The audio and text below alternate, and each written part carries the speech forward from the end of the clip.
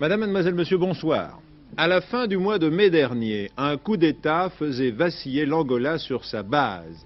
Des informations fragmentaires parvenaient à l'étranger. Une partie des dirigeants du MPLA, le Mouvement populaire pour la libération de l'Angola, avait assassiné un grand nombre de militants qui n'étaient pas dans la ligne, estimait-il.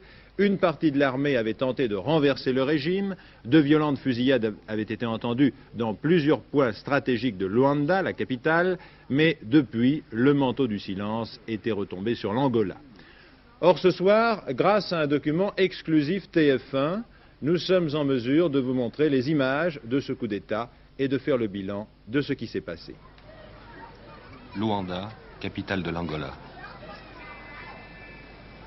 Les 3/4 des 600 000 habitants de la ville vivent encore dans les moussecs, ces bidonvilles aux baraques de bois et de tôle.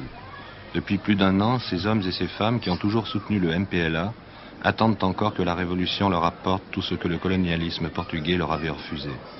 Un an, c'est peu pour relever un pays ravagé par 15 ans de guerre et désorganisé par le départ de la quasi-totalité des 500 000 Portugais qui tenaient dans leurs mains toute l'économie du pays. À la tête d'une organisation fractionniste qui étend ses ramifications à tous les niveaux de l'appareil d'État et dans de nombreuses provinces, l'un des anciens chefs des maquis du MPLA, Nito Alves, s'efforce d'exploiter cette impatience. Chassé du comité central du MPLA, il tente le 27 mai 1977 de prendre le pouvoir à Luanda. Pendant la nuit, les soldats de la 9e brigade motorisée se sont révoltés.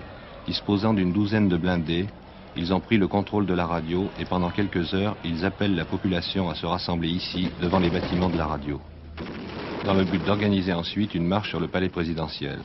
Quelques centaines d'habitants des quartiers populaires, séduits par le radicalisme de la propagande nitiste, répondent seuls à leur mot d'ordre: la province ne bouge pas.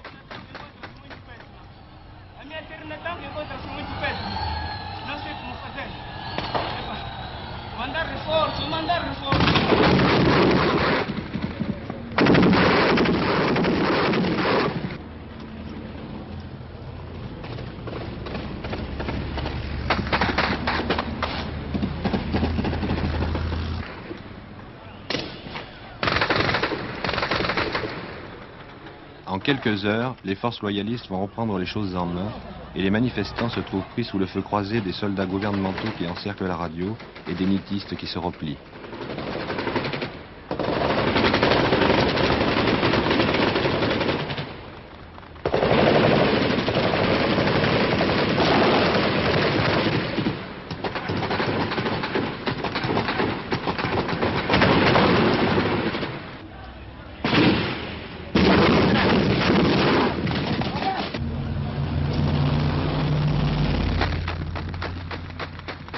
Vers midi, pour les soldats rebelles complètement isolés, c'est la débandade.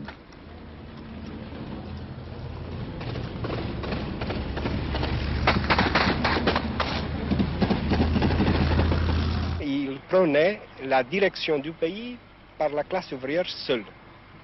Alors ils sont contre l'unité nationale, parce que dans un pays sous-développé comme l'Angola, dans sa situation historique, c'est impossible de faire la phase de transition au socialisme sans l'unité nationale. Alors la ligne du mouvement, la ligne correcte, c'est qu'en même temps que la classe ouvrière dirige et se prépare pour diriger le pays, elle le fait avec toutes les couches de la population qui peuvent aider le pays à se reconstruire, à créer une base matérielle pour le socialisme. Les couches sont les paysans qui sont 85% de la population. Les paysans, les intellectuels révolutionnaires qui sont depuis le début de la lutte armée au MPLA et la petite bourgeoisie patriotique. Le lendemain du putsch manqué, les soldats loyalistes découvrent dans un ravin les corps des dirigeants et des militants qui avaient été enlevés par les nitistes à l'aube du 27. Tout ça, c'est le résultat de notre bonté, dit un soldat. Torturés pendant des heures, ils ont été mitraillés et brûlés dans des voitures. On retrouvera en tout une 50aine de corps, tous mutilés et calcinés, parmi eux quelques enfants.